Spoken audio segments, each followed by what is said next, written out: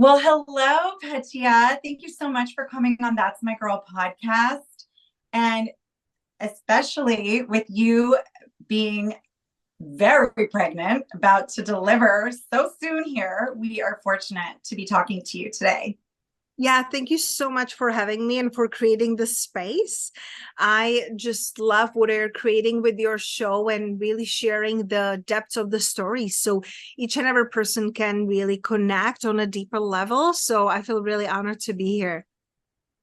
Well, we're very excited. And so we thought we'd kick it off by maybe if you can give us a little introduction about who you are and what it is that you're doing in your world, because it definitely aligns with a lot of what we're also doing. I love that question. And it's so interesting, like looking where I am today, I would never picture it, like living in the United States. I'm a girl who comes from very small town, from very small country, hence the accent and unpronounceable name.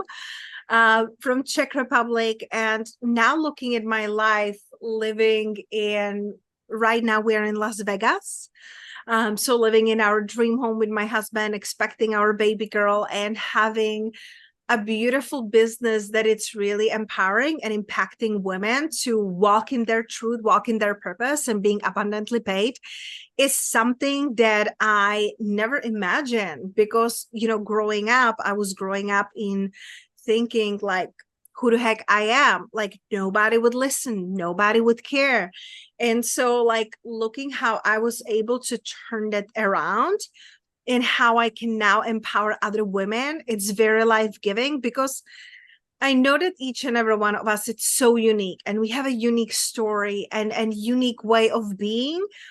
But I'm not that special to say like, hey, this is just, for me to do these things. So it's really beautiful to see how I can walk in my purpose and empower other women to do the same. Because if I can do it, anyone can do it if you have that devotion and willingness to grow and sometimes get uncomfortable. I love that. I love that you're saying it's not just for me, it's for all. Anyone can have it. There's not this lack mentality. What was it for you? What turned things around where you said, like, no, I'm going to recreate my life and rewrite those messages maybe you got when you were younger? So fascinating. I feel like it was like, how there are like the drops they're adding into your glass and it just keeps filling up. And I feel like there was a few moments like in my life that really define of the directions that I was taking in my life. And one of them was when I was 18, I attempted suicide because I was thinking that if this is life, I really don't want to live it. It was mentally and physically abused by my stepfather, run away into toxic relationship that was different places, but like same feelings and same like results. So when I was 18, I feel like that was the first time that really shook me that something has to really change because I was seeing the patterns in me and in my family and in women, like in our lineage, how we are people pleasing, how we are not showing up for ourselves, and even like not speaking your truth, not being able to express yourself. And I didn't want to live like that. So that was like the first wake up call when I started to see myself a little bit differently, like something has to change. But it took me another decade of trial and error and a lot of errors to really step into something has to change, and that something has to be me. Because up until that point, I was outsourcing my worthiness, outsourcing my happiness, always looking outside of me and trying to be everything for everyone without ever listening to myself.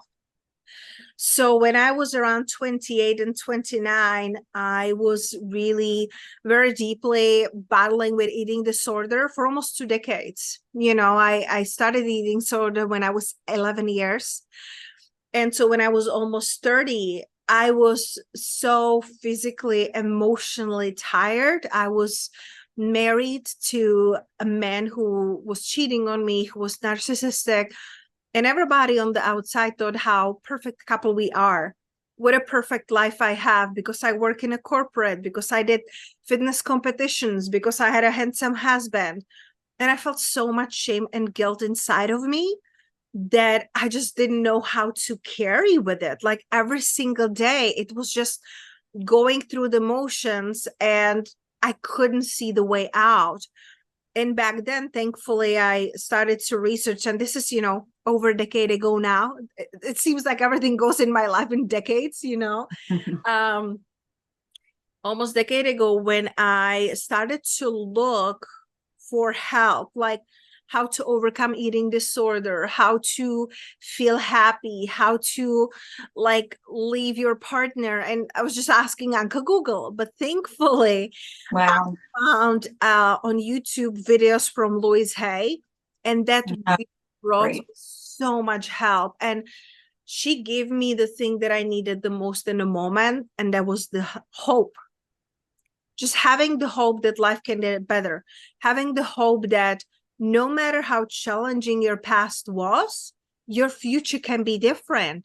And, thanks to her and her Hay House Radio and Hay House Publishing, I discovered other people like Gabby Bernstein, Dr. Joe Dispenza, Dr. Wayne Dyer, later Tony Robbins. And they became my, I want to say like brainwashing mentors, because I had so many negative thoughts in my mind that I just needed something and someone to tell me it can get better. And that's what really helped me to start shifting. So what I find is so powerful about this is that you basically, it was like your inner self was so powerful that a lot of the work, it sounds like you did on your own. Like you reached for resources, but all these people that you're describing are definitely, the inspirational leaders of our different ways of thinking and really working with the subconscious mind and all of that. But like, this wasn't you even, it's funny because you said, I used to outsource, for things, but this sounds like it was such an internal job. Like you found the resources, but then you were the one that did it all. She did the work. Yeah. Yeah. You can listen to those people all damn day. But if you don't do the work. Right. And you clearly were like, this isn't working. You tried this, and then you just kept evolving, which is so admirable. Thank you so much. And I feel like each and every one of us, we are getting these breadcrumbs along the journey. But are you really listening? Like even today, I made a post on Instagram and I said, like, the universe is always talking to you, but are you listening? And I feel like deep inside, I always knew I'm meant for more. Deep inside, I knew there must be more to life than just struggling and working hard and fighting. Like I was looking outside, I'm like, I can't believe that everyone would feel this way. So that was like that, like you said, the inner knowingness, the inner, like we all have it, but so often we disconnect from that inner knowingness, that intuition, that guidance. So I feel like it's so important to go back to that, no matter where you are on your journey. Yeah. Going back to yourself and knowing who you are, knowing what is your own truth without the conditioning, without all the voices on the outside, then you will be always guided to the best next step. Yeah, don't you think that we come here knowing this, like our soul knows how sacred and magnificent we are, and then the world tells us we're something other than that. And it's like we have to uncover and do the work to find that again. I absolutely love what you're saying, and I so deeply believe in that. I believe that our soul they know what they're going into. They have the intention, they have the purpose, they know what we want to be experiencing here. And I don't believe it's like set and done and this is a fate. I believe that we sign up like this lifetime, I want to experience forgiveness or compassion or love or generosity or being humble. So we sign up for that. And then life will be unfolding in different directions. And it's up to you if you want to go through struggle or if you want to go through path of least resistance. And I do believe that our souls choose everyone, you know, like everyone on our path, like our parents, our kids, our experiences. It's chosen, but it's not set in stone. Like we have the free will, right? And I feel like we know, but you come here and you forget everything. Yeah. But it's so fascinating. I feel like when we come here as a kids, and I feel like I'm so much more tapped in now, like being pregnant, you know. I was interviewed on a different podcast, and this lady, she's like talking about like empowering girls, like little girls and teenagers. And she has 2 little daughters. And she said when they came, they had so much knowledge and wisdom, and they were saying things like out of this world. Like one of her baby girl, like she told her, like, you know, I came here before, but it wasn't the right time. She had a miscarriage before, you know. And then she was also saying, like, God is not she or he, it's just here, it's everything. Like kids don't, like, of course kids have very wild imagination. I was one of them, you know, making up everything and all the stories. And I feel like you said, our souls know when we come here, we know, and then we are getting conditioned. Oh, you shouldn't do this. Don't be too loud. Don't do this. And it's just the limitations from the outside world and conditioning. So I feel like it's so important. Again, come back to yourself, come back home. Yeah. And I think as a mother, especially, like that's so much of our job is to nurture these gifts that we see these little souls come into the world with, you know, and understanding, like, yes, there's etiquettes in life, like, you know, you can't just go to a restaurant and get crazy, right? Like respect the people and all of that. But, you know, there are those souls that come in, and the intuition is just so powerful. And so how do you really nurture that in a world that tries to box everything up? You know, and I think it's so beautiful that you're sitting here talking to us about all this, and yet life is inside of you, like not just your life, but this baby that you're creating. And so however those cycles of what you've experienced in your past get to now be broken, and you get to create, you know. And so this little being, what does this baby have to teach you even, right? Yeah. It's going to blow your mind even more. Yeah, they definitely come to teach us. And you broke that cycle of trauma. And you know, it's baby girl, right? Yes. Bringing another lady into this world. And I feel that even before so I'm 39 right now. And, you know, this is our first baby coming onto the earth side, because last year we experienced miscarriage with our twins. So wow.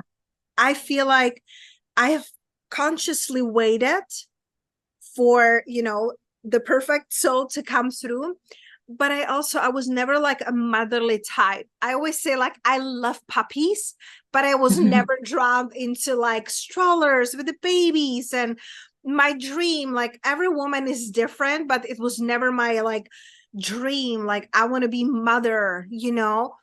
And I feel like it's that energy of mothering and knowing that came even before our babies come, you know, because I felt that heaviness of ancestral trauma, of how women were treated in the past. And I was not willing to be in relationship or have kids just to have them, you know, because I saw what impact it had on my grandma, what impact it had on my mother.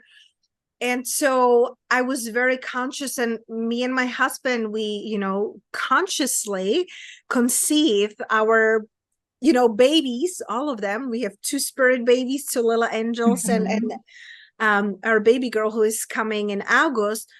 But it was very conscious, you know, because I knew that I am here to change it. And I feel like so many women, and, you know, you including, you know, you came here to do things differently than your parents and grandparents and paving the new way.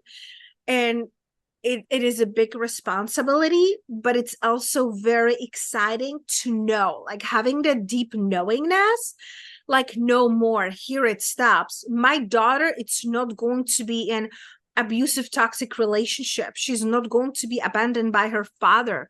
She's going to be in a loving, conscious environment. I'm not saying we are perfect. Of course, no one is. And we are very intentional and we are very conscious. And I don't know about your parents, but my parents or grandparents, they were definitely not intentional or conscious. They did the best they could, and I love them to life. And I feel like we came here with more baggage than the kids nowadays who are coming through are willing to come with. And how incredible that you did the work, and that how divine that you're bringing a baby girl into the world. And it's just like this full circle moment for you. Yeah, beautiful.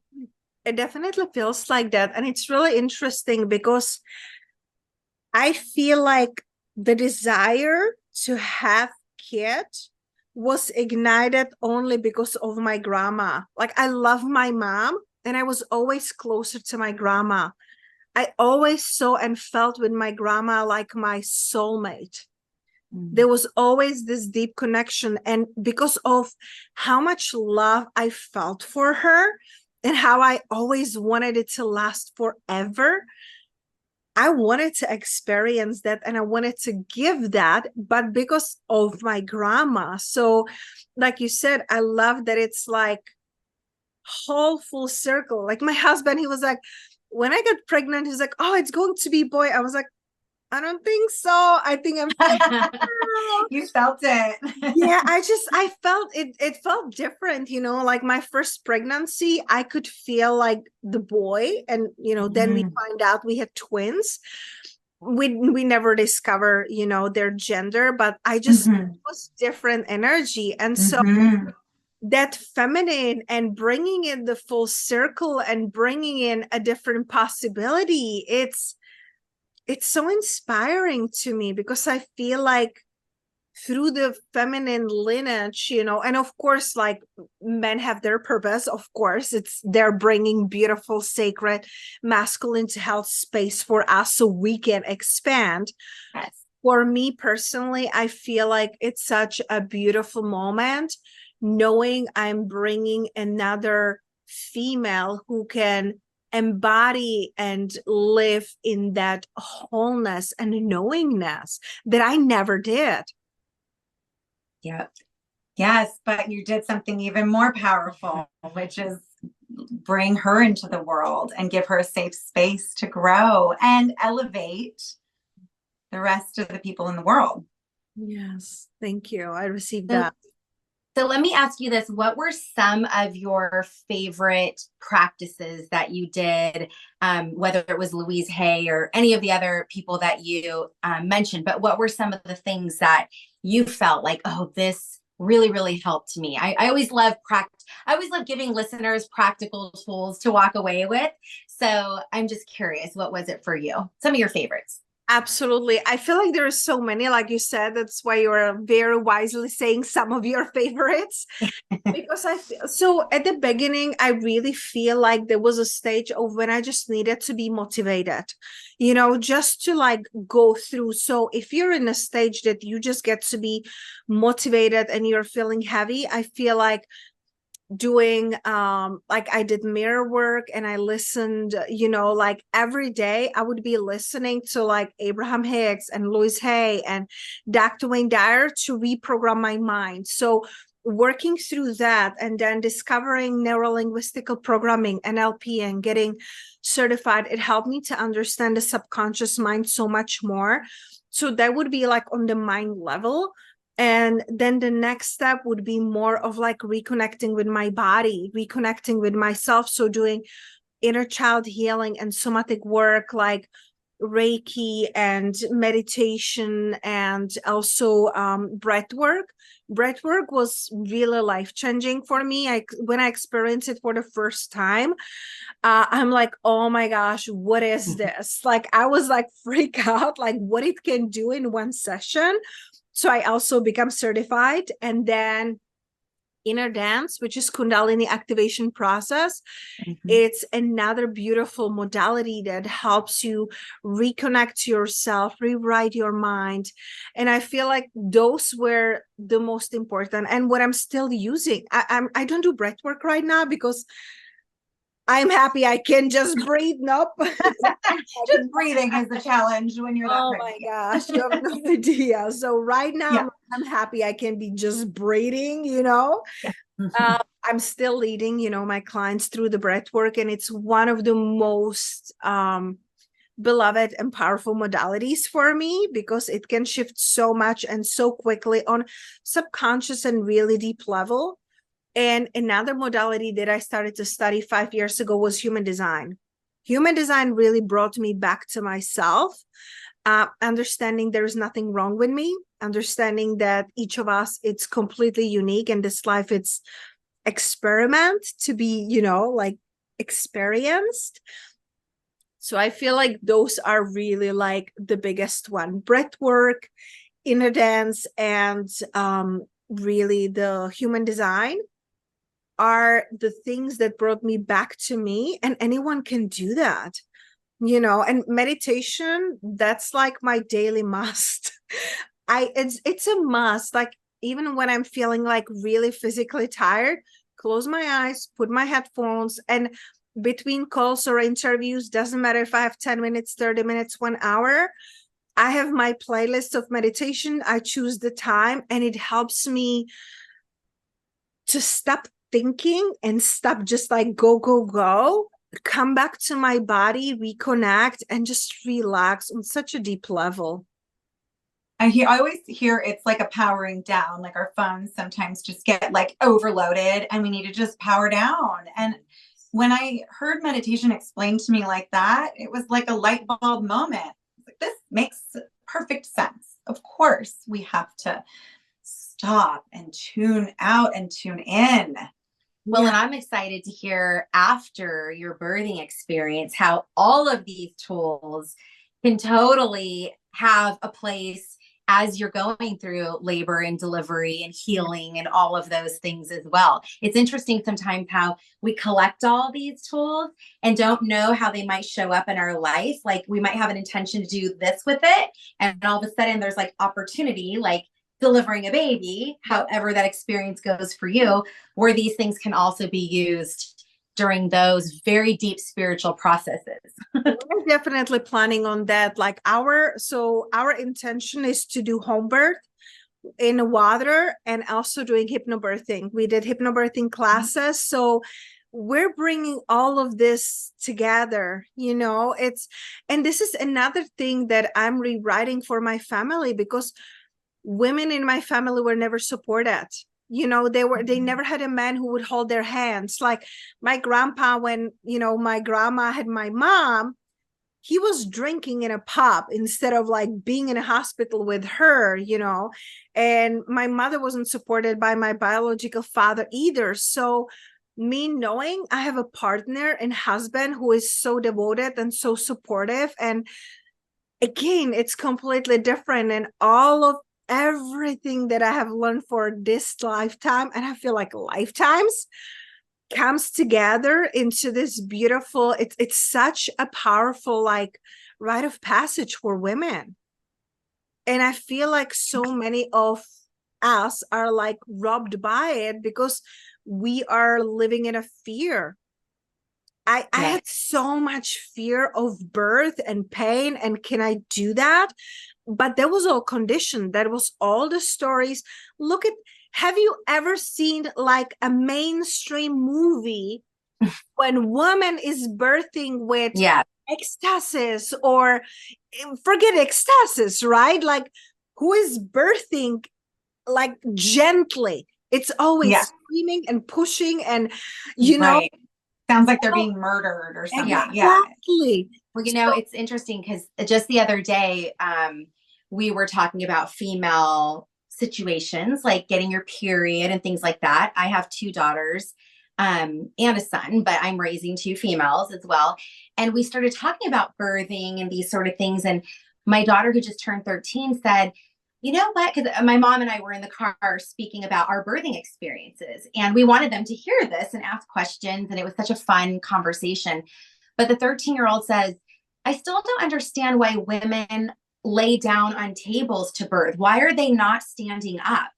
And I'm like, well, that's because this is what it's for, the convenience of the doctors and the nurses. If you're laying down, they can stick all the things in you. They can wipe, anything that might come out, clean it up quickly, those types of things, access to the baby. They can get a better handle. When you're standing up, you're free to roam. It's like thinking about like free roaming chickens, right? They're just kind of all over the place. And it's like, I got to but naturally, gravity would show us that a much better position would be to work with gravity and let that baby come down. So I love that you have actually been in training for this, with all these tools that you've collected, like I said, for this moment. And however that moment goes, because experiencing 3 births of my own, sometimes we have these romantic ideas of it's going to go exactly like this, but just moving with that process.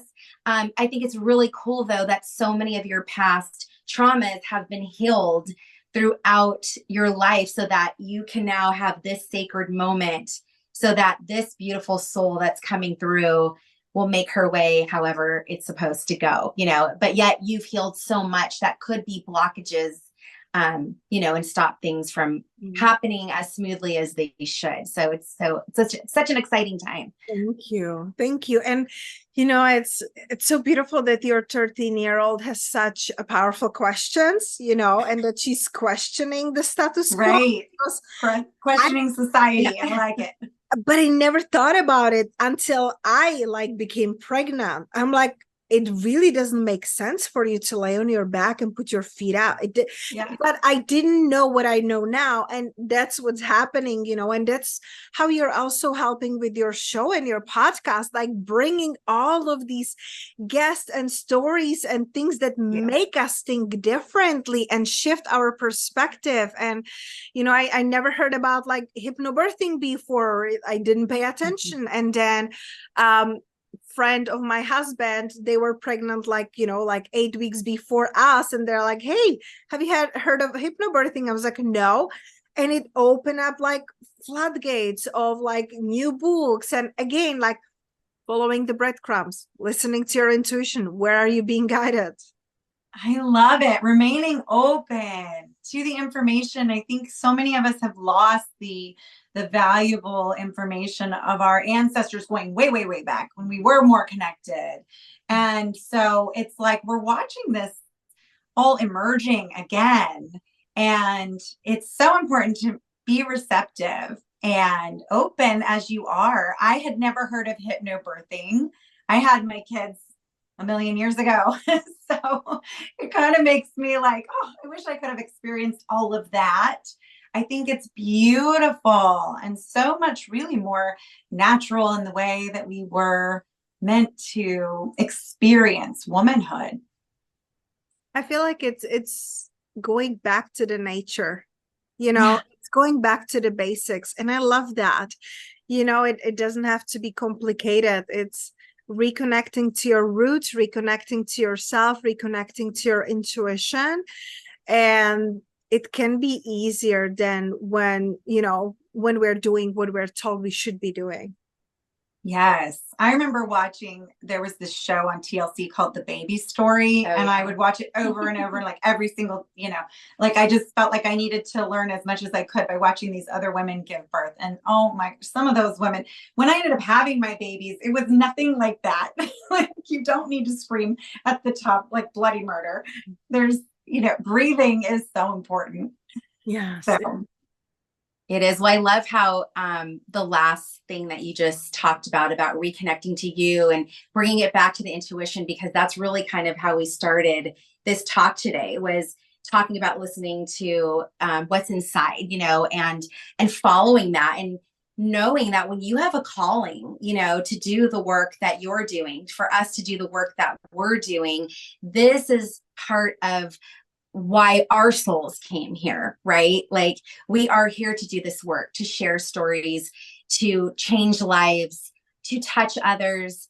And so we are just so happy that we got connected, and we're so happy. You are a beautiful soul. I mean, just looking, we can see the glow of who you are. And we're just so excited to be able to be here today and have this time to connect with you. And I think there's probably more that we're going to want to talk about at some point.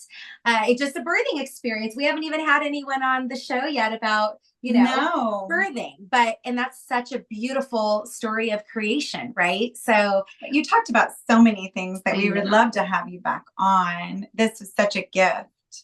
And I just want to know from you, I'm sure you're going to be taking some time off very soon, but what is your time frame? When do you think you're coming back? What are you going to be offering your customers, these other women that are feeling inspired by you? I love that question. And right now I am, in a couple of weeks, I'm going on maternity leave. Whenever she chooses to come, that's up to her. Like, I'm planning to leave in a couple of weeks and stay off couple months, connected to my clients. So still working with my one-on-ones, and we are planning to come back in October. Sometimes it depends when she comes to how long we stay home.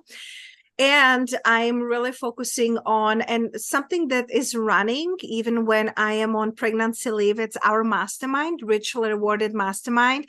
And that is for women who want to be abundantly paid for their gifts, who want to have the support and nurturing on not only on the masculine side, on how to do things in your business, how to run your social media, and how to, build your business from the ground up, but also having that nurturing feminine energy, working with the energetics, working with your intuition. So me and my husband, we created this mastermind because he's a master coach too. And we're supporting women on both these levels to know what step and strategies to take, and how to stay connected to your intuition, to your truth, using somatic healing, using, breath work, human design, and NLP and beautiful modalities. So I'm happy to share link for that for you, because that will be running even when Petia it's running with the baby. Oh, you'll be running. Yeah. And then coming back, I really love doing one-on-one. That's where my heart really is. Our mastermind, it's really small, intimate group. And then I love one-on-ones and really helping women activate their abundance and walking in their purpose. So that's what I'm focusing on when I'm coming back. Wonderful. Well, how beautiful for us to be connected to you. As Michelle had said, it does feel like such a blessing, and everything you shared is just a wealth of knowledge and information for our listeners. And so I love that we can open each other up, on this platform and get your knowledge out there to our listeners. Thank you so much. Thank you. Thank you so much for having me and for everything you're really doing. Like I said, your show, it's so beautiful and so inspiring. And I know that when we share our stories, we inspire other people to share theirs and walk in their purpose. So I'm really thankful I could be here today with you. Thank you. Thank you so much, Petia.